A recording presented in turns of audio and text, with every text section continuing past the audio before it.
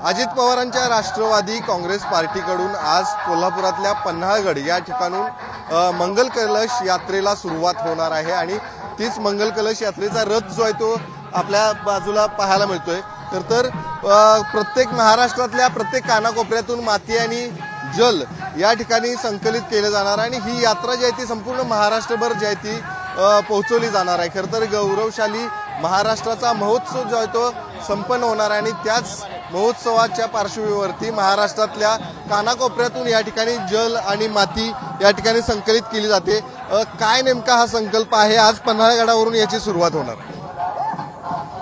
राष्ट्रवादी काँग्रेस पार्टीचे राष्ट्रीय अध्यक्ष आदरणीय अजितदादा पवार साहेब, महाराष्ट्र राज्याचे प्रदेशाध्यक्ष आदरणीय तटकरे साहेब आणि या जिल्ह्याचे नेते आणि वैद्यकीय शिक्षण मंत्री आदरणीय मुश्रीफ साहेब, या नेते मंडळींनी आणि जे राज्यातले सर्व नेते मंडळींनी 1 मे हा आपला महाराष्ट्र दिन, आपला संयुक्त महाराष्ट्र ज्या 1960 साली जी स्थापना झाली, आदरणीय यशवंतराव चव्हाण साहेबांनी त्यावेळी स्थापना केली, त्यावेळेपासून आता 65 वर्ष पूर्ण होतात आणि 65 वर्ष पूर्ण झाल्यानंतर की आपल्या ज्या हुतात्म्याने ज्या आपल्या राज्यासाठी बलिदान दिलं त्या हुतात्म्यांना आणि ज्यांनी या स्वतंत्र होण्यासाठी आपल्या आयुष्य खर्ची गाठलं त्या सर्वांचं स्मरण व्हावं।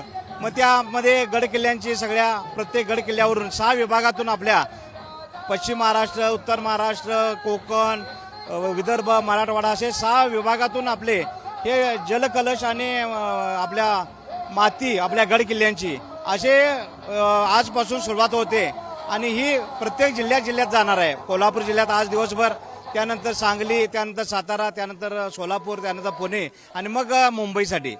तर आज पन्हाळगडावरून या आपल्या गौरवशाली रथाची आज या ठिकाणी सुरुवात होते, मंगल कलश यात्रा, आणि याचं उद्घाटन आदरणीय आमच्या जिल्ह्याचे नेते आदरणीय मुश्रीफ साहेबांच्या शुभ हस्ते आता होणार आहे।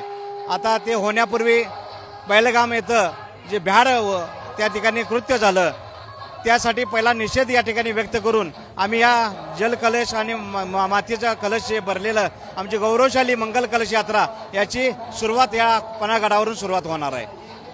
तर जे पहलगाम या ठिकाणी दहशतवादी हल्ला झाला त्या हल्ल्यामध्ये अनेकांना खरतर त्या ठिकाणी मृत्युमुखी पडल्याचं आपल्याला बातमी माहिती आहे आणि त्यांचीच खरतर त्या ठिकाणी श्रद्धांजली त्यांना वाहण्यात येणार आहे, ज्या घटनेचा निषेध देखील नोंदवण्यात येणार आहे आणि त्यानंतर खऱ्या अर्थाने या रथ यात्रेला खरतर मंगल कलश यात्रेला सुरुवात होणार। त्यामुळे निश्चितच महाराष्ट्रातल्या अनेक गडकिल्ल्यांची माती जी आहे ती या ठिकाणी संकलित करून 1 मे रोजी या ठिकाणी जो महोत्सव होणार आहे त्या महोत्सवावेळी त्याचे सन्मान त्या ठिकाणी केला जाणार। त्यामुळे निश्चितच आज या यात्रेची सुरुवात जी आहे ती कोल्हापुरातल्या पन्हाळगड या ठिकाणून झालेली आहे। कॅमेरामॅन ओंकार वळवडेसह शेखर पाटील, पुढारी न्यूज, पन्हाळा, कोल्हापूर।